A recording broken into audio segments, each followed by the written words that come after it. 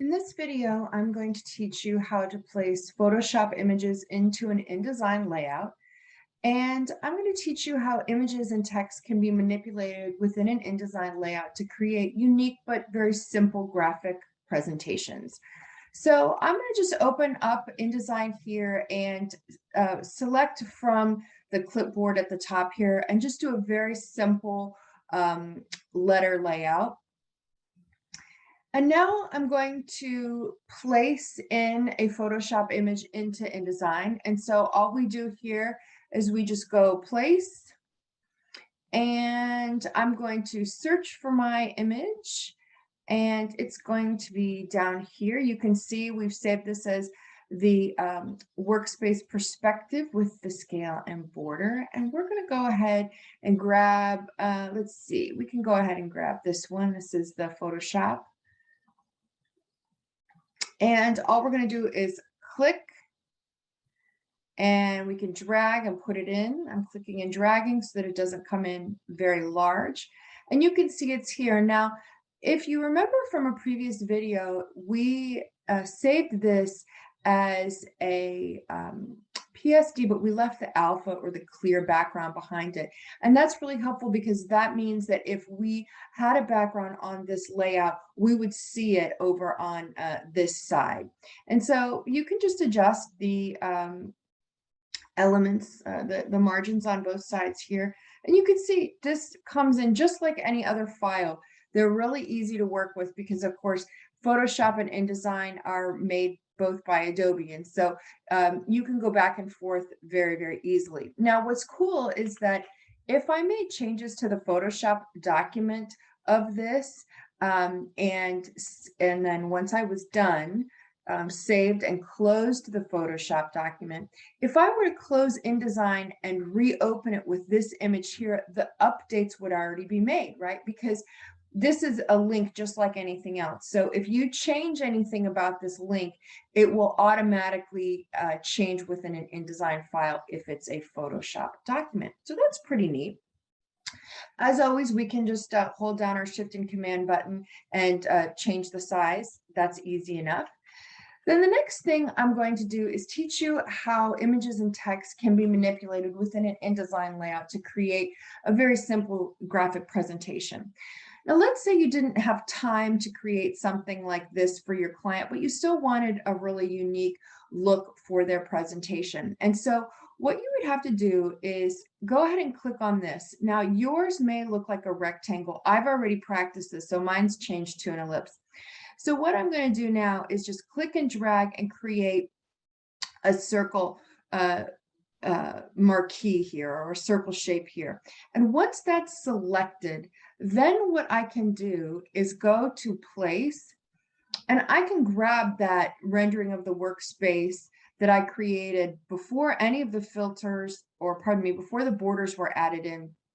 And as long as I click that image while it's selected here, then it will place it within that shape.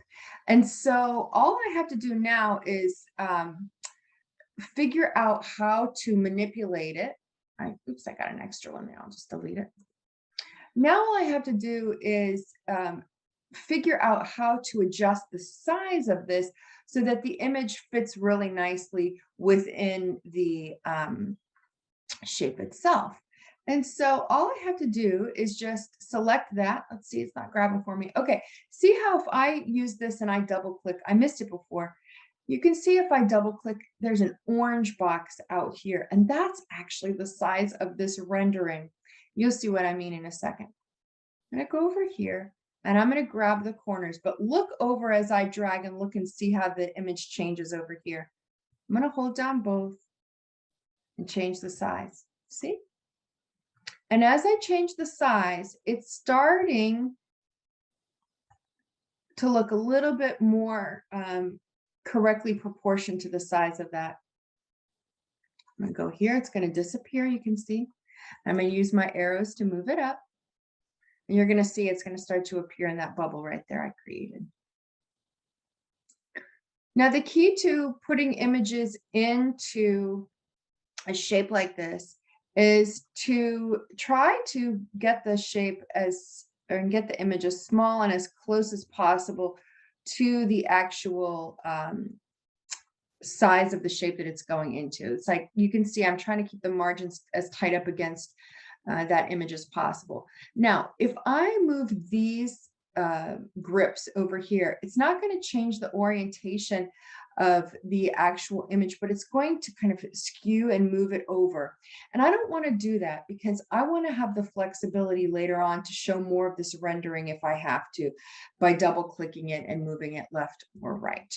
So that's a really, really neat feature to just get a cool layout that's got a little bit of graphic interest to it without having to go through the work of creating a unique border within Photoshop. Now, I'm going to show you another trick. I'm going to create 3 little bubbles right here in the same exact way that I did before. And actually, instead of making 3 different ones, I'm going to copy and paste this one. So I'm going to click it.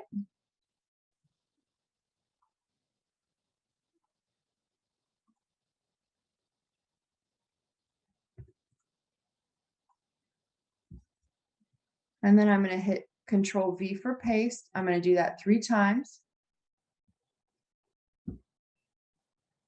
And I'm going to move them over. Oops.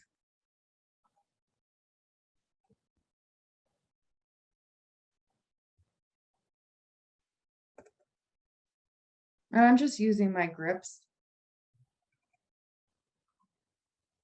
and my arrows here.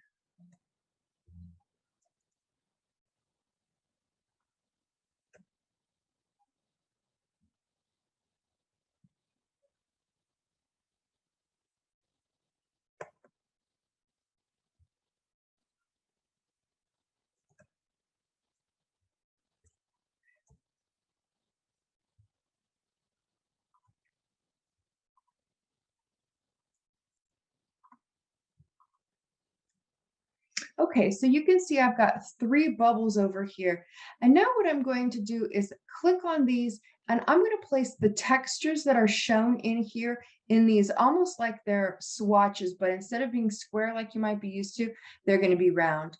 So I'm going to go ahead and go to place. Now, the swatches that you have used that you've applied in Enscape should be located in a documents folder here. And if you see an Enscape folder, if you double click on it, you should see your swatches located here if you followed the kind of the default installation instructions for Enscape.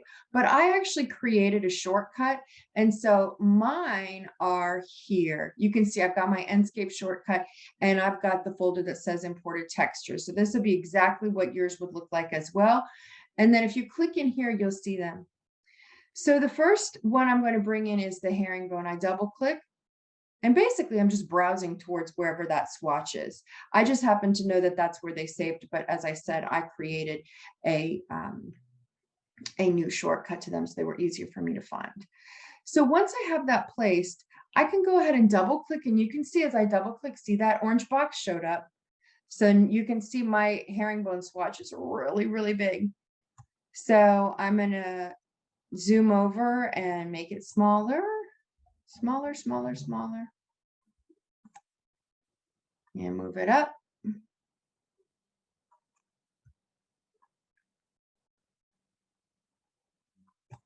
And now you can see that my swatch is placed really nicely into that bubble. Same thing here.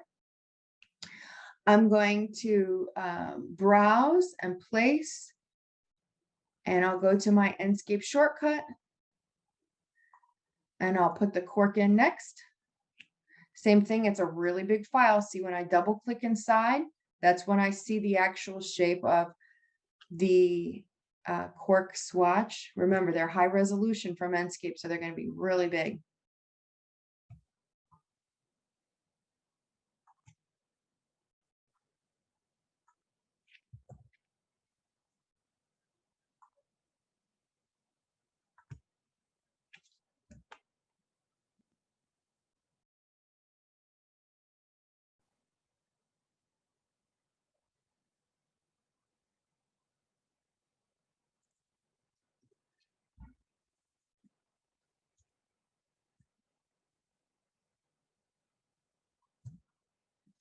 And then my last one is going to be that ceiling treatment.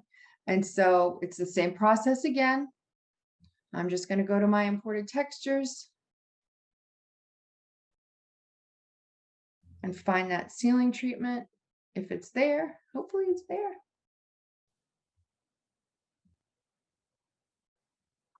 There it is. And then of course, once again, double click inside, get that big box and shrink it down so it fits nicely.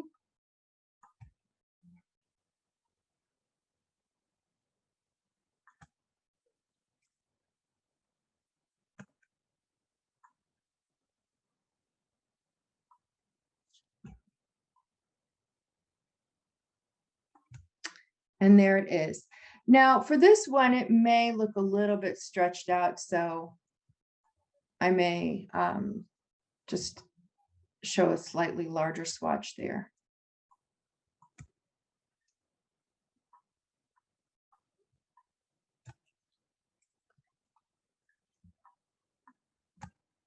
And then if I want to crop anything, I can just crop it like that. Now, if I want to increase the size of these entire bubbles, all I have to do is just treat that as a single unit. As long as I double click and just see this blue box, I can adjust it. It's when I double click on the inside that then the other shape appears. So I've got my 3 swatches here and it's creating this sort of unique composition, but these of course need labels. Otherwise your viewer's not going to know what they're looking at. So a cool trick is to either create a text box down here, which is really simple, but I also want to teach you how to type on a path. And so if you hover over your T here, you can select this type on a path tool. And it's going to ask you, well, which path do you want to type along? And see, as I hover, that little plus sign shows up. And so when I hover over, it's the plus sign appears. And I want to click because that means I want it to type along this path. So I'm going to click and write flooring. And you can see now it's typed along that path. If I want to move the orientation of the text, you can see I just clicked that arrow up here, the selection tool, and then I can start to move these grips. See how I hover over and I can rotate it like this. And that helps the legibility. Look at it, it grabbed both at the same time. So let me just grab the text.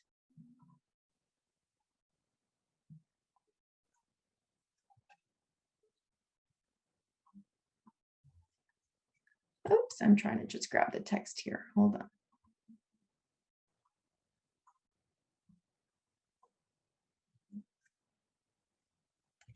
Let me pause for a second, see what's going on.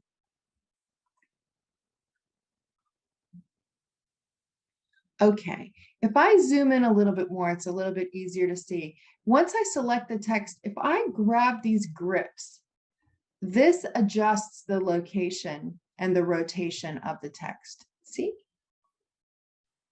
So I'm going to bring that back because it was in a fine location. See, this is where it starts and this is where it ends.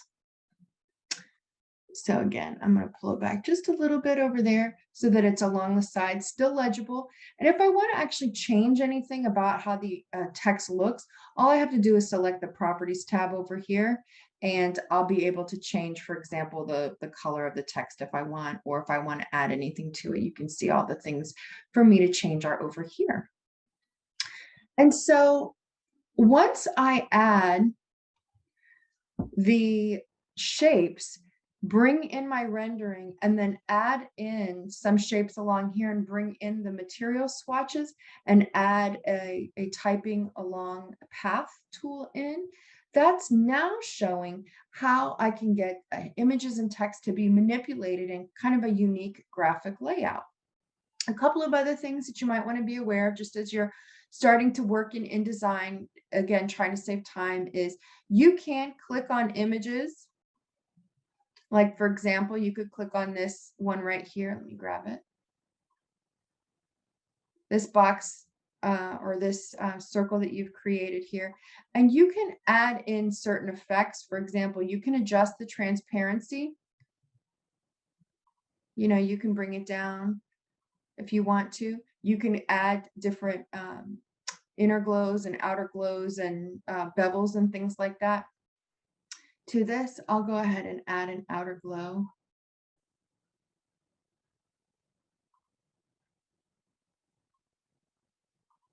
And this is just, you know, there's so many different things you can do with this to mess around and have fun with it. But I'm just going to show you a couple of things. I'm adjusting the spread. That's how big it is. So I've got an outer glow coming out of this, and it's going to be the normal, and it's going to be black with a 75% opacity.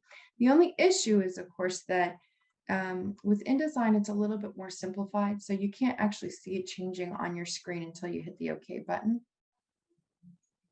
Let me zoom out a little bit. I had a bad feeling when I was doing that. I was grabbing the wrong image. So let me go grab another one again.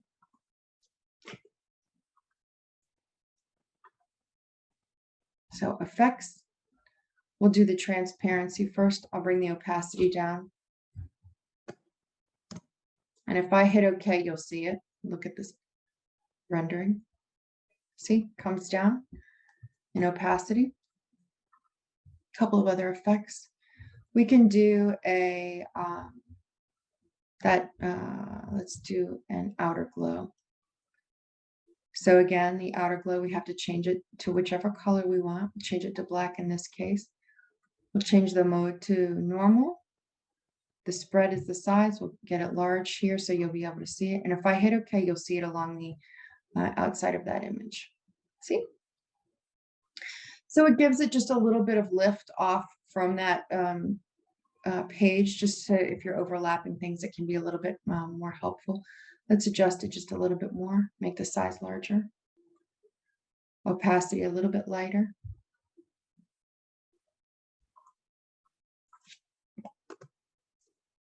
We'll make the spread an even 70. We'll hit OK. Now you can see it's a little bit softer. Okay. And so just with those few effects, you can create a really fun presentation without a lot of work, just with the simple commands in InDesign. And so all you'd have to do now is just export this as a PDF, and you could present it to your client.